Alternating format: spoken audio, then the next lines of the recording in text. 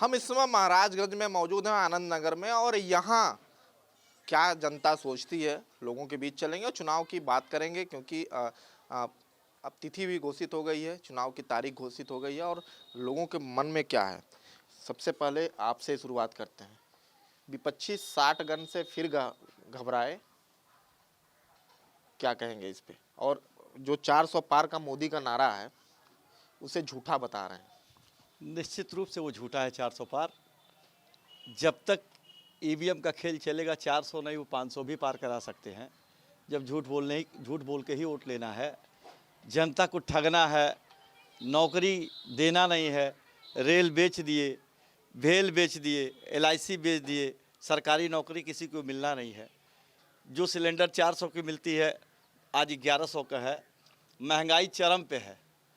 विकास के नाम पे क्या है, उनके लोग अंधा चश्मा लगा लिए हैं जो कहते हैं कि बहुत विकास हुआ, बहुत विकास हुआ। कुछ और लोगों के बीच चलेंगे क्या भैया? एक चीज़ और निश्चित रूप से मैं कहना चाहूँगा कि 2019 में जब चुनाव हुई थी और पुलवामा हमला साजिश के तहत कराया गया, आज तक उस पुलवामा हमले की जांच नहीं हुई और ये जनता, भारतवर्ष की जनता सेंटिमेंट पे वोट देती है। क्या कहते हैं भैया? जो कह रहे हैं सही कह रहे हैं? बिल्कुल सही कर रहे हैं। अब आप बताइए, ये गाय पे राजनीति करते हैं, कहते हैं गाय हमारी माता है।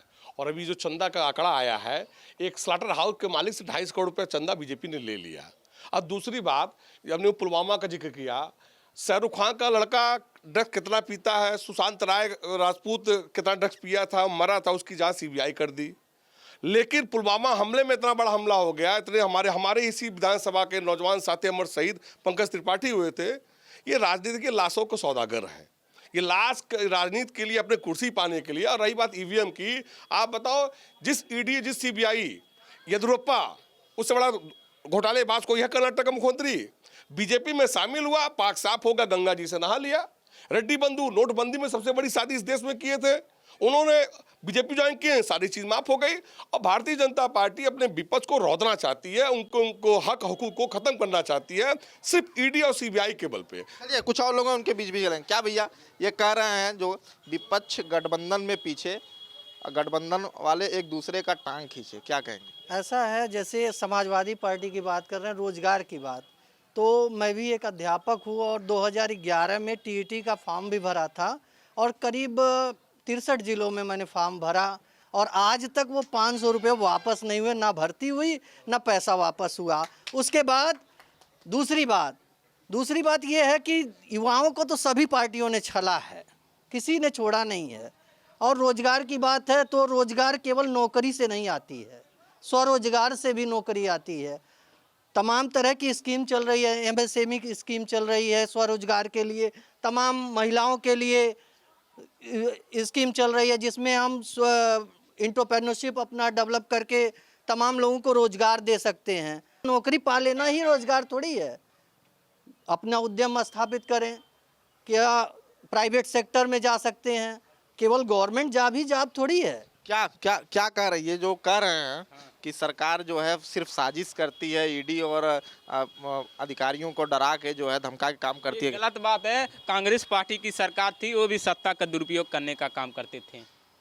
देखिए, जो इलेक्ट्रल बॉन्ड की बात आ रही है, इलेक्ट्रल बॉन्ड में सबसे ज़्यादा अंशदान करने वाला व्यक्ति लॉटरी व्यवसायी था और वो व्यवसायी किसको किया ये तो कोई नहीं जानता है, किसको उसने दिया है। अभी ये स्पष्ट नहीं किया है SBI ने, और हो सकता है वो विपक्ष को दिया हो। ये इस बात को कहलवाने के लिए कि चलिए और लोग हैं, उनके बीच भी चलेंगे क्या भैया?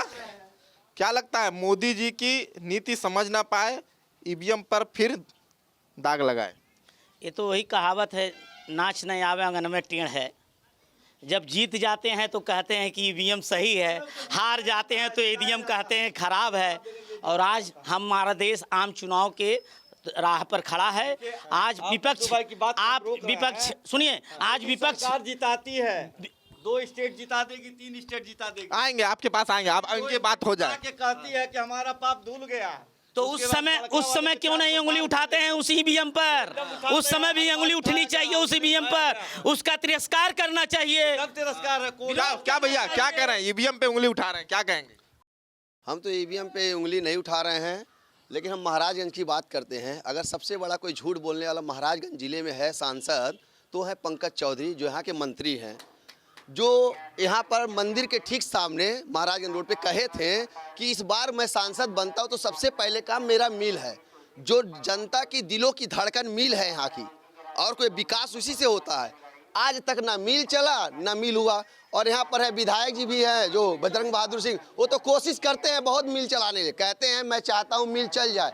अगर मिल चलती है तो 10 साल की उनकी विधायकी और चमक जाएगी, ये सत्य बात। चल सुनिए, मोदी की नीति समझ ना पाए, ईवीएम पर फिर दाग लगाए। और मत करिए भैया, यहाँ महाराज जिले की बात करें पंकज चौधरी जी के बारे में। क्या यहाँ दुर्गा मंदिर पे उन्होंने बोला था कि मैं मील चलवा दूंगा, सांसद अगर होता हूँ तो मंदिर के सामने कसम खाकर मील चलवाने के बाद जो कबाड़ भी बिचवा दिए, उसका खंबा एक स्तंभ था कि हम लोग जब धान ही जाते थे तो वहाँ धान ही से दिखता था कि यार फरिंदा का छीन के में भोपूल हो गया था, वो कटवा के बिचवा देने लगे। क्या कहेंगे भैया? निश्चित रूप से 1994 में मिल बंद कराने का काम किसने किया, ये भी मैं जानना चाहूँगा।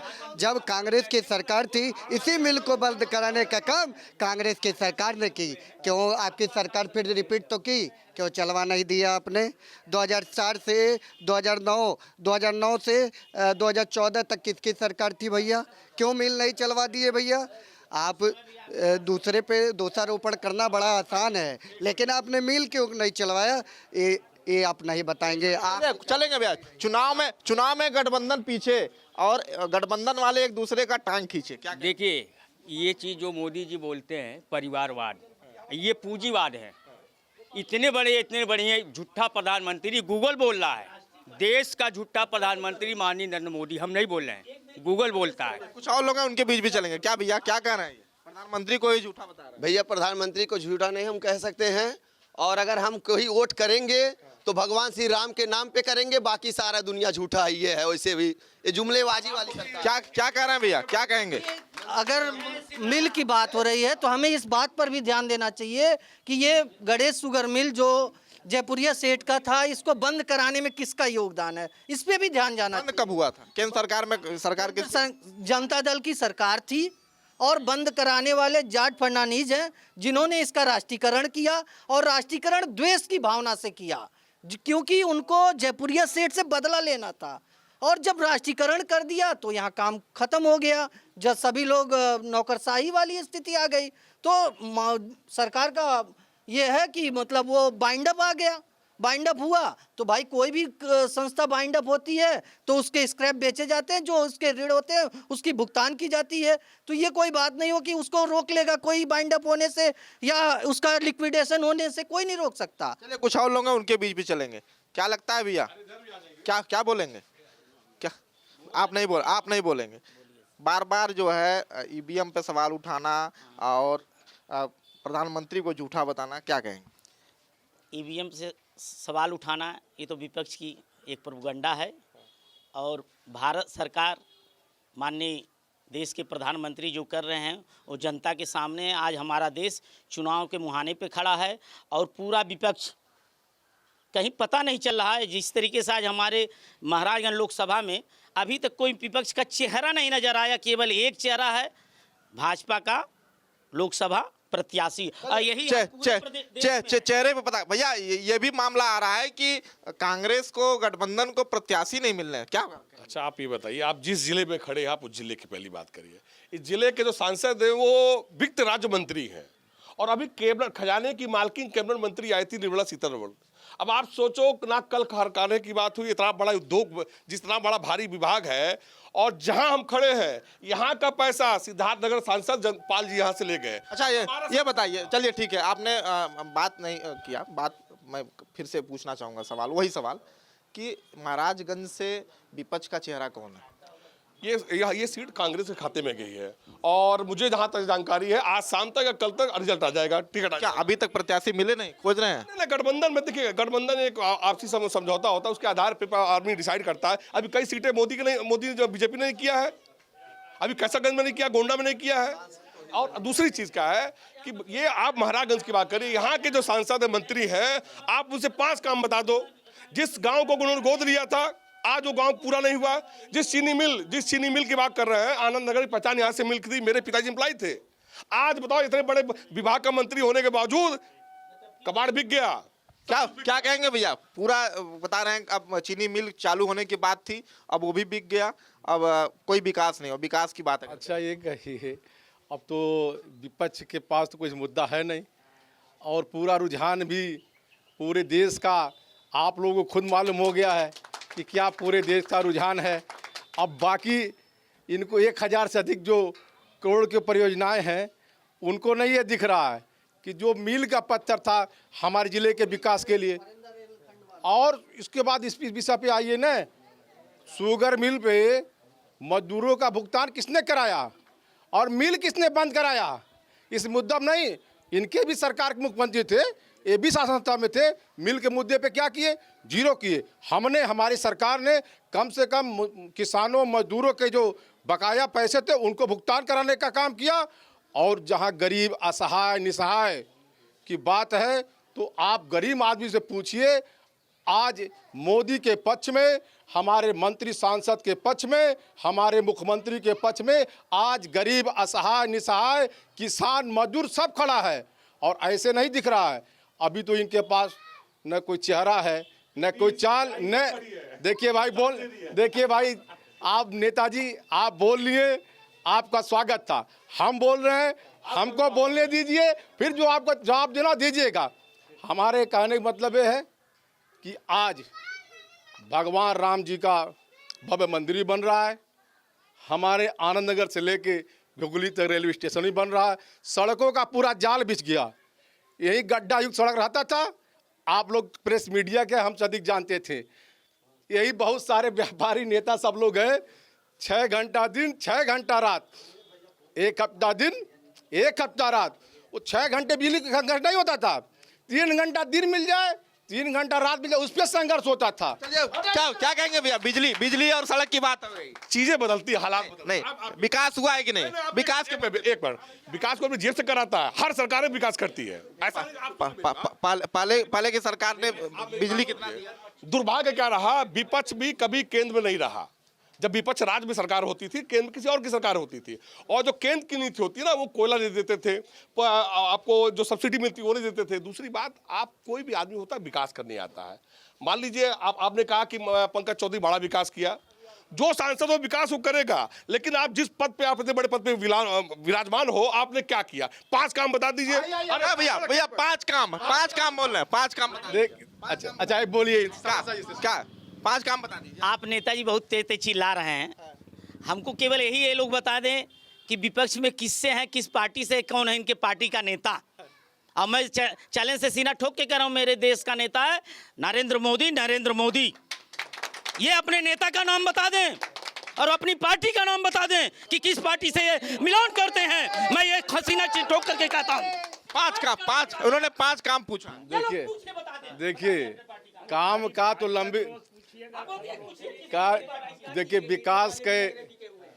विकास के मुद्दे पे 5 नहीं अनगिनत काम हम बता देते हैं। आप देखिए ये देखियो, एक तरफ पूरा एक जनता है, दूसरे तो कुछ लोग मन के खिंचे हुए लोग हैं।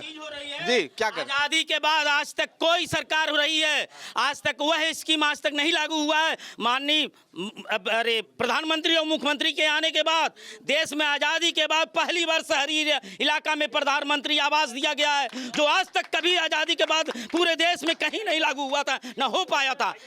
ये किस योजना से आप कहते हैं, ये किसके लिए योजना आई है? उन गरीबों के लिए योजना है। क्या कहेंगे? बता दे। कांग्रेस से। जी नेता आपका कौन है भैया? पूछ रहे थे, नेता बता दें। यहाँ पर जो आपने पूछा है कि आपके पास इंडिया का उम्मीदवार कौन है, 99.9 माननीय वीरेंद्र चौधरी यहाँ के उम्मीदवार घोषित होने जा रहे हैं। अब आपसे बता रहे हैं, सुनिए। मतलब होने 99% है यार, 99% बता दिया। अच्छा दूसरे बीच मत बोलो यार, अरे ठीक है यार, सुनिए। आप इस जिले का 2 मुद्दा है, बता दीजिए। गणेश शुगर मिल और दूसरा रेलवे लाइन। अरे यार हाँ भैया एक मिनट शांत रहिए भैया, आएंगे आपके पास भी आएंगे। सुनिए, 1932 में स्थापित हुआ था चीनी मिल, और यह मिल माननीय वित्त राज्य मंत्री हैं, इसके रिवाइवल में जो एनटीसी ने दिया है 350 करोड़ रुपया केवल चाहिए, वह अगर दिला देते तब भी हो जाता। दूसरा रेलवे लाइन, तो मैं आपके प्रतिष्ठित टीवी पर कह रहा हूँ, चैनल पर, मैंने आरटीआई लगाया था, डॉक्टर रामनारायण चौरसिया नाम पड़ेगा, स्पष्ट लिख के आया है कि आनंद नगर से घुघुली रेलवे लाइन पीएम गति शक्ति योजना में स्वीकृत नहीं है। चलिए, क्या क्या क्या क्या क्या क्या कहेंगे, बोलिए। इस चीज का जवाब माननीय महोदय जी जो आरटीआई लगाए हैं उस आरटीआई का उत्तर दिखा दें। केवल क्वेश्चन है, क्वेश्चन है, क्वेश्चन है, उत्तर नहीं है, वो दिखा। क्या क्या कहेंगे भैया? ये तो कह रहे हैं कि हम आरटीआई लगाए, आरटीआई में जवाब है। आप अच्छा ये बताइए, किसान को, काश्तकार को जमीन अधिग्रहण का पैसा मिल रहा है, सरकार सब जगह अधिसूचना जाहिर कर दी है कि जमीन चिन्हित किया जा रहा है। अब ये देखिए, अब ऐसे लोगों को कोई क्या कहेंगे भैया? क्या कहेंगे जो कह रहे हैं लोग, विपक्ष जो उंगली उठा रहा है बार बार सरकार पे? सही उठा रहा है। रेलवे यहाँ एक छलावा है। 100 सर्वे हो गया, 20 साल से रेलवे यहाँ दिया जा रहा है। और रेलवे के नाम पे कई बार इस महाराजगंज धरती पे यहाँ की जनता को ठगा गया, आज भी वही हो रहा है। क्या कहेंगे भैया? हाँ, सर्वे हो गया, आप फरंदा तहसील का एक गाटा संख्या बता दीजिए, जो कहिए हम मान लेंगे। चलिए भैया, ये कह रहे हैं कि जो है रेलवे छलावा है। निश्चित रूप से छलावा है। किसी एक किसान को खड़ा कर दे जो रेलवे का पैसा पा गया हो। अब वो कह रहे हैं कि हम किसान को 0 से 5 किलोमीटर तक चिन्हित करके पैसा देने का काम कर रहे हैं, तो किसी किसान को खड़ा कर दे जिसकी जमीन का मुआवजा दिया गया है।